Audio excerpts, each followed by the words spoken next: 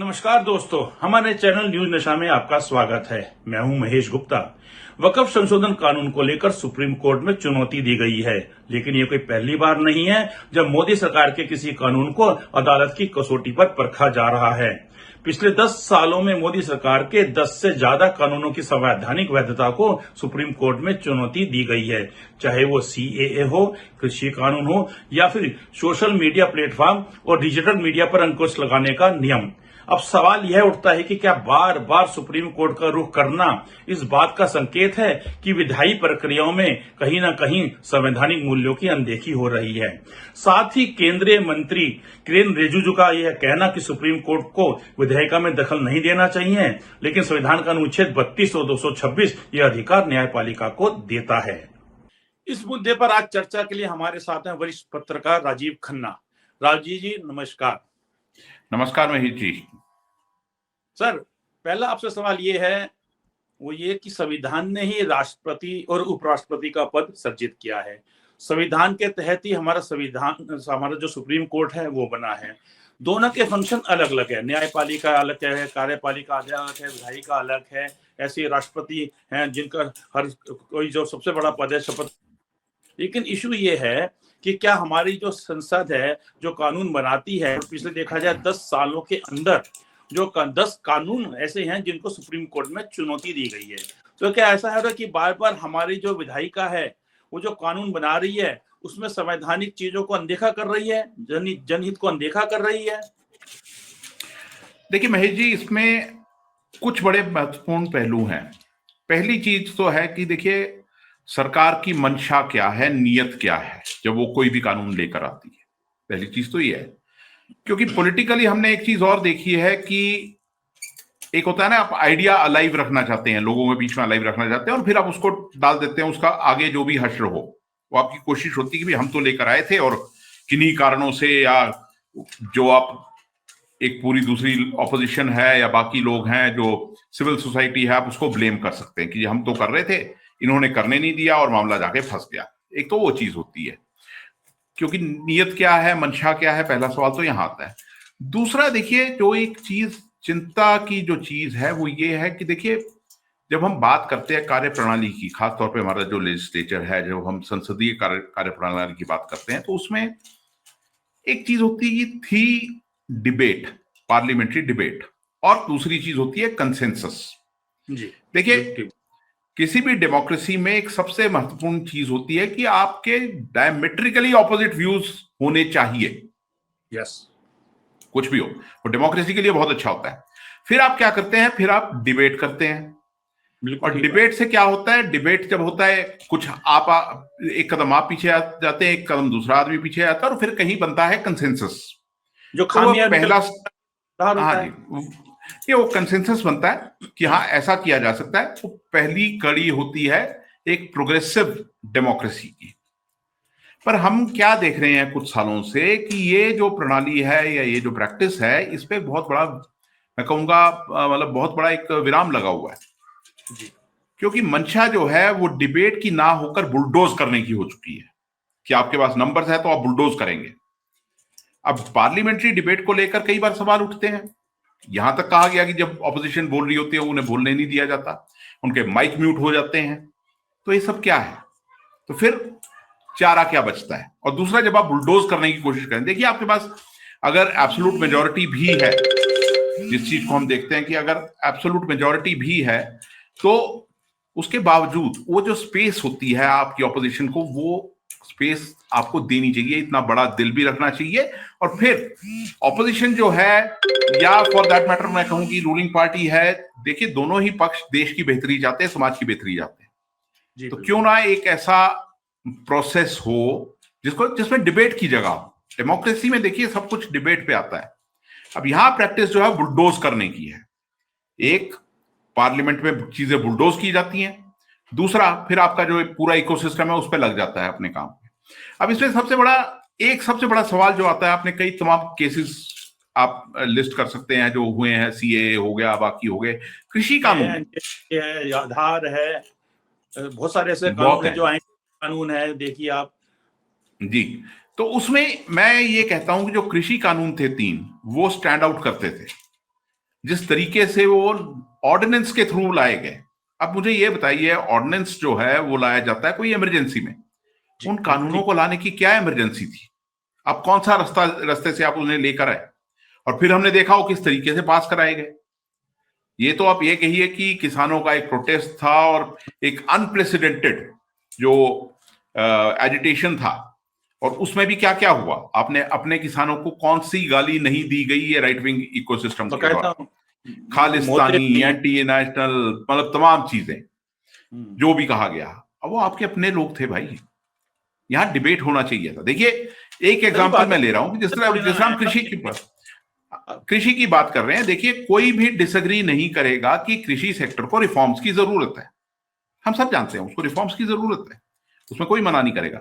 Same चीज वक्फ में भी है। देखिए वक्फ को लेकर भी बहुत सी भ्रांतियां हैं, बहुत सी चीजें हैं, बहुत बहुत कुछ गलत भी हुआ। वक्फ प्रॉपर्टीज को लेकर बहुत डिस्प्यूट्स हैं। पर इसी वक्फ पे हम आपसे जानना चाहेंगे कि जो वक्फ कानून को लेकर जो सुप्रीम कोर्ट में याचिका दायर हुई है और सुप्रीम कोर्ट ने बकायदा उसके ऊपर जो है उनका उससे कहा कि हम आपको कोई फैसला सुनाएं या कोई अंतरिम आदेश लगाएं तो आप खुद ही बता दीजिएगा कि क्या करना है। और उस पर 7 दिन का यूं कहे कि 5 मई तक के लिए उस पर रोक लग गई है। रोक लगी हुई है कि उसके ऊपर जो भी कोई प्रावधान है आप उस पर कोई काम नहीं करेंगे। फिलहाल वो एक तरह से वो लागू नहीं है, निष्प्रभावी है। लेकिन क्या ये जो इसमें विपक्ष का जो विरोध है वो क्या जायज है? और या हम बोले कि जो हमारा अनुच्छेद 26 या धर्मनिरपेक्षता वाला मुद्दा है, क्या ये उसका उल्लंघन करता है और इसका सुप्रीम कोर्ट में आना बिल्कुल ठीक है? देखिए इस मामले को कई पहलू है ना जिसकी वजह से सुप्रीम कोर्ट में आया है ये धर्मनिरपेक्षता की बात। मतलब अब देखिए लॉ जो है वो सारा मामला इंटरप्रिटेशन का होता है, किस तरीके से उसको इंटरप्रेट किया जाता है। अब कोर्ट कैसे इंटरप्रेट करती है, आप कैसे इंटरप्रेट कर रहे हैं, मैं कैसे इंटरप्रेट कर रहा हूं, कौन सी पार्टी कैसे इंटरप्रेट कर रही है, पर इसमें कोई एक मसला नहीं है ना। ये जैसा कि मैं कह रहा हूं कि मंशा पे ही पहले सवाल उठता है आपका और फिर इससे आप आगे निकल जाते हैं। आप ध्यान दीजिए उस पंक्चर वाला जो पंक्चर लगाने वाले कमेंट आए हैं मोदी साहब की तरफ से इस कानून को लेकर, मतलब वो अपने आप में बहुत कुछ बताता है। वो अपने आप में बहुत कुछ बताता है कि आपकी मंशा क्या है, आप कैसे चीजों को आगे लेकर जाना चाहते हैं। देखिए जो मैं कह रहा था पहले कि चाहे वो कृषि कानून हो, चाहे वो कृषि का क्षेत्र हो या वक्फ का क्षेत्र हो, कोई मना नहीं करेगा कि रिफॉर्म्स की जरूरत है, पर जो स्टेक होल्डर्स हैं क्या आपने उनको कॉन्फिडेंस में लिया? सवाल यह है। फिर अगर वक्फ जैसा कानून पे सुप्रीम कोर्ट में ऑपोजिशन जाती है, बाकी लोग जाते हैं, सिर्फ ऑपोजिशन ही नहीं गई, सिविल सोसाइटी के लोग भी गए और बाकी लोग भी गए, बहुत सी याचिकाएं, तो उसमें सवाल यह आता है कि क्या आप एक बिल जब पेश करते हैं पूरी तैयारी से पेश नहीं कर सकते? क्यों हड़बड़ाहट में इस तरह के कानून पास किए जाते हैं? क्यों ये लकूना छोड़े जाते हैं? उस पर भी एक सवाल आता है ना, क्यों ये लकूना छोड़े जाते हैं? और उसमें होता क्या है कि देखिए एक चीज ये भी होती है कि जब लकूना आप छोड़ते हैं, मुद्दे उछाले जाते हैं, फिर आप उनका आउटसाइड द लेजिस्लेटिव या जुडिशियल स्पेस जो उसका क्रिटिसिज्म होता है, जिस भाषा में होता है, वो अपने आप में आपकी जो एक हुजूम जो घूम रहा है आपका फॉलोअर्स का, उसको वो फॉडर मिलता है अपने एजेंडे को आगे ले जाने का, जो एंटी माइनॉरिटी एजेंडा है उसको आगे लेकर जाने का। और वही हो रहा है क्योंकि हम जी रहे हैं व्हाट्सएप यूनिवर्सिटी के दौर में जी रहे हैं हम, ठीक है ना। तो व्हाट्सएप पे क्या क्या नहीं आ रहा है, आपके पास भी आ रहा होगा, मेरे पास भी आ रहा है, और उसमें ट्रोलिंग, सुप्रीम कोर्ट की भी ट्रोलिंग हो रही है। तो ये चीजें जो है बात करते हैं कि आप ये देखिएगा जो हमारे केंद्रीय मंत्री हैं किरण रिजिजू, उन्होंने भी बोला कि सुप्रीम कोर्ट को विधायिका के मामलों में दखल नहीं देना चाहिए जब वक्फ का मामला चल रहा था। तो क्या जो संसद है उसका भी हमारे संविधान के तहत ही सर्जन हुआ है, सुप्रीम कोर्ट का जो सर्जन है, गठन है, वो भी हमारे संविधान के तहत हुआ है, और संविधान का जो है अनुच्छेद 142 ही सुप्रीम कोर्ट का अधिकार देता है कि सुप्रीम कोर्ट के तहत अगर कोई मामला आता है और सुप्रीम कोर्ट को लगता है कि ये जनहित में नहीं है या कहीं किसी के मौलिक अधिकारों का हनन है, तो उसकी समीक्षा कर सकता है, उसका जुडिशियल रिव्यू कर सकता है और उसको खारिज कर सकता है। तो जो भी कुछ सुप्रीम कोर्ट में हो रहा है वो सभी कुछ हमारे संविधान के अनुच्छेद के तहत ही हो रहा है। और उसके उस पर ये कहना किरण रिजिजू का कि सुप्रीम कोर्ट को विधायिका में दखल नहीं देना चाहिए, तो क्या ये हमारे संविधान की अवधारणा के खिलाफ नहीं है? डेफिनेटली खिलाफ है।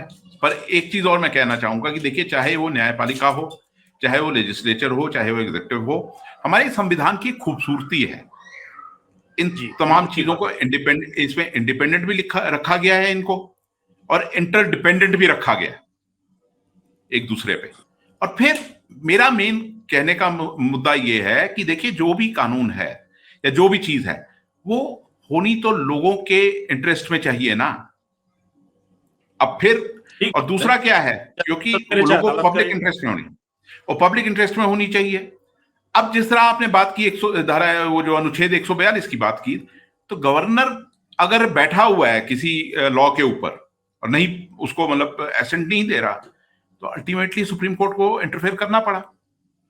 ठीक बात है। पब्लिक इंटरेस्ट हार्म हो रहा है ना, आपके पॉलिटिकल गोल्स के लिए पब्लिक इंटरेस्ट उसकी बलि चल रहा है, और उस पर देखिए उसकी बलि जो चढ़ हमारे रहा है पब्लिक इंटरेस्ट। हमारे उपराष्ट्रपति जगदीप धनखड़ जी, उनकी उनका क्या, टिप्पणी ये उनका है क्या, कि सुप्रीम कोर्ट एक मिसाइल की तरीके से काम कर रहा है। सुप्रीम कोर्ट मतलब जो काम कर रहा है हमारे संविधान के तहत काम कर रहा है। उस पर वाइस प्रेसिडेंट हमारे कहते हैं कि सुप्रीम कोर्ट जो एक मिसाइल की तरह, न्यूक्लियर मिसाइल की तरह काम कर रहा है। तो देखिए, इस प्रकार की टिप्पणी यानी कि अगर कोई फैसला उनको पसंद आता है तो उनको लगा, चाहे रफेल का हो तो उनका। देखिए, उसमें एक चीज महेश जी ये होती है कि क्या ये बातें करना एक ऐसे पद पे बैठे व्यक्ति को शोभा देता है? न्यूक्लियर मिसाइल मतलब एक, अगर आप क्रिटिसाइज भी करना चाहते हैं तो उसकी भी एक मर्यादा होती है, एक भाषा होती है। सुप्रीम कोर्ट की कंपैरिजन एक न्यूक्लियर मिसाइल से करना, वो क्या उनको शोभा देता है? सबसे बड़ा सवाल ये उठता है। दूसरी चीज ये है कि देखिए, जो फैसला आपके हक में आए वो अच्छा है, और जो आपको नागवार हो उसमें आप क्रिटिसिज्म कीजिए। जैसा कि मैंने कहा कि हमारा जो संविधान है वो, उसकी खूबसूरती है, वो पब्लिक इंटरेस्ट को प्राइम रखता है। फिर चाहे वो आए न्यायपालिका की तरफ से, चाहे वो आए अपने लेजिस्लेचर की तरफ से, चाहे फिर एग्जीक्यूटिव की तरफ से आए, ये पब्लिक इंटरेस्ट सबसे ऊपर है। और ये इस तरह की भाषा जो है वो मतलब मर्यादा के खिलाफ है। आप उस पद की मर्यादा के को ध्यान में रखिए जिस पे आप बैठे हुए हैं। ऐसा कहना जो है ये कोई सही नहीं है। और फिर जैसा कि आपने कहा कि कानून के तहत ही हो रहा है, कॉन्स्टिट्यूशन के प्रोविजंस हैं जिनका इस्तेमाल हो रहा है, तो फिर क्या परेशानी है? पर बात यह है ना कि पॉलिटिकली जिस तरीके से मंत्री लोग बयान देते हैं या पार्टी वाले बयान देते हैं, लोगों में भ्रांतियां फैलानी है, भ्रम फैलाने हैं लोगों में। एक मतलब वो ट्रूथ जो होता है ब्लैक एंड व्हाइट में ना होकर ग्रे में होता है, वो फैक्ट है। पर उस ग्रे के अलग अलग शेड्स निकाल के आपको आगे देने हैं ताकि आपका जो एक वो एजेंडा है वो फॉरवर्ड होता रहे। कानून में कानून के मुताबिक वो चीज हो या ना हो, आपका पॉलिटिकल एजेंडा जो है वो आगे चलता रहे, कोशिश ये रहती है। जी राजीव जी, अनुच्छेद 32 और अनुच्छेद 226 सुप्रीम कोर्ट और हाई कोर्ट को अधिकार देता है कि कोई भी अगर कोई कानून है या कोई सरकारी कोई कार्रवाई है, सरकारी नियम है, सरकारी एक्शन है, तो उसके वो उसका जुडिशियल रिव्यू कर सकता है, न्यायिक समीक्षा कर सकता है और जरूरत पड़ने पे उसको खारिज कर सकता है। अगर सुप्रीम कोर्ट या हाई कोर्ट ऐसा कुछ करता है, खासकर ऐसे मामले सुप्रीम कोर्ट में आते हैं, तो क्या ये इसको हम ये बोले कि वो संसद से या विधायिका से टकराव कर रहा है? जबकि संविधान के तहत ही सुप्रीम कोर्ट काम कर रहा है, जनहित में सुप्रीम कोर्ट काम कर रहा है, एक आम आदमी सुप्रीम कोर्ट ही जाता है। बात वही है, अगर वो जनहित में है तो वो टकराव कैसे हुआ? जी, जैसा कि मैं कह रहा हूं कि जनहित में है तो फिर टकराव कैसा है? अब ये वही पूरा एक, आप पूरी मतलब ओवरऑल पिक्चर देखिए ना। अगर आप बुलडोज करके कोई चीज लाना चाहते हैं और वो लोकहित में नहीं है, जनहित में नहीं है, और फिर अगर उसमें न्यायपालिका कोई कदम उठाती है, तो फिर आप उसको कैसे कहेंगे कि ये मतलब गैर कानूनी है या वैसे है? जबकि हम देखते हैं मतलब कॉन्स्टिट्यूशन में उतने प्रोविजन है, आपकी इंडिपेंडेंस भी है, आप एक दूसरे की जो एरिया है उसमें ट्रांसग्रेस नहीं कर सकते, वो भी क्लियरली मेंशन्ड है। पर यहां बात जो है जनहित की बात है और आपकी मंशा की बात है। और फिर जिस तरीके से हम ये देख रहे हैं, जिस तरीके से कंप्लेंट्स होती रही हैं, पार्लियामेंट के कंडक्ट को लेकर सवाल उठते रहे हैं, जिस तरीके से ऑपोजिशन की कंप्लेंट्स है या सिविल सोसाइटी की कंप्लेंट्स है जिस तरीके से, और उसके बीच में मैं ये कहूंगा कि जो मीडिया का रोल है, एक अग्रीव्ड पार्टी के पास और चारा क्या बचता है सिवाय इसके कि वो न्यायपालिका के दरवाजे खटखटाए। ठीक बात है। लार्जर पिक्चर में एक वो भी चीज आती है ना। तो मामला कुल मिलाकर पब्लिक इंटरेस्ट का है, चाहे वो वक्फ हो चाहे कोई और मसला हो। और इन केसेस के बहुत पहलू होते हैं, बहुत से पहलू होते हैं। अब जिस तरह वक्फ पे अगर ये स्टे किया है सुप्रीम कोर्ट ने फॉर द टाइम बीइंग, तो कुछ पहलुओं को उन्होंने पॉजिटिवली भी देखा है इस कानून के, ऐसा नहीं है। पर बात यह है ना कि आपको क्या आप परोसना चाहते हैं लोगों को, वो आप पे निर्भर करता है। राजीव सारा जी, मामला वहां है। जैसे जी राजीव जी, जैसे कि हमने पहले भी चर्चा की कि मोदी सरकार के 10 सालों के अंदर 10 कानूनों को सुप्रीम कोर्ट में चुनौती दी जा चुकी है, जिसमें कुछ कानूनों को सुप्रीम कोर्ट ने बिल्कुल वैसे का वैसा रखा, कुछ में उन्होंने बदलाव किया और कुछ को खारिज किया।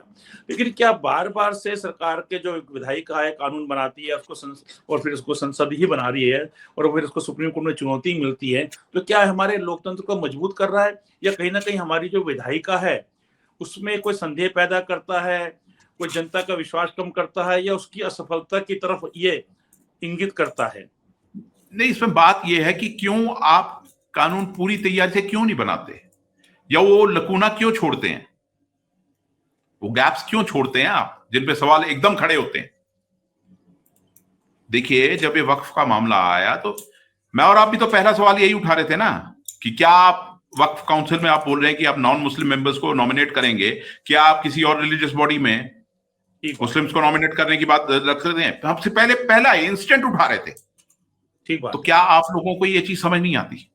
आप वो पूरी तैयारी के साथ नहीं आते। देखो, इसमें 2-3 चीजें हैं। एक तो आप पूरी तैयारी के साथ, मुझे डाउट है कि आप उस तैयारी के साथ, आपके पास तो एक्सपर्ट्स पड़े हुए हैं, लीगल एक्सपर्ट्स, ल्यूमिनरीज पड़े हुए हैं, फिर आप ऐसे कानून बनाते हैं जिनमें वो बहुत सारे सवाल एकदम उठ जाते हैं। पहली चीज वो है। दूसरी चीज, आप कंसेंसस में क्या बिलीव करते हैं? अपने आप से पूछिए आप, क्या आप डिबेट और कंसेंसस में बिलीव करते हैं? क्योंकि पार्लियामेंट में हम क्या देखते हैं कि कोई अगर कोई मुद्दा उठाता है तो उसको शाउट डाउन किया जाता है। राजीव जी, जैसे पिछली बार भी आपसे चर्चा हुई थी, आपने भी इस बात को बहुत जोर से उठाया था, खास करके जब शेयर बाजार में जो अब जिस प्रकार का उतार चढ़ाव था और खासकर गिरावट देखी जा रही थी, तो आपने भी एक अच्छी बात बोली थी, काफी मजबूत, की वहां समस्याएं हैं उनका नजरअंदाज कर ध्यान भटकाने के लिए कहीं ना कहीं हिंदू मुसलमान पे ये बीजेपी सरकार चली जाती है। आज की डेट में भी अगर हम देखें कि बेशक से सुप्रीम कोर्ट में मामला चला गया, जो अयोध्या का मामला था, मंदिर मस्जिद का मामला था, वो खत्म हो गया। अब ये जो सुप्रीम कोर्ट में अगर ये मामला आ गया तो जाहिर सी बात है सालों साल तो चलेगा, और हो सकता है ये 3 जजेस की बेंच के बाद, क्योंकि संवैधानिक मुद्दा है, ये 5 जजों की जो है संवैधानिक बेंच जो होती है, कॉन्स्टिट्यूशनल बेंच, उसके पास जाए तो सालों साल चलेगा। तो मंदिर मस्जिद का मुद्दा, अयोध्या का मुद्दा खत्म।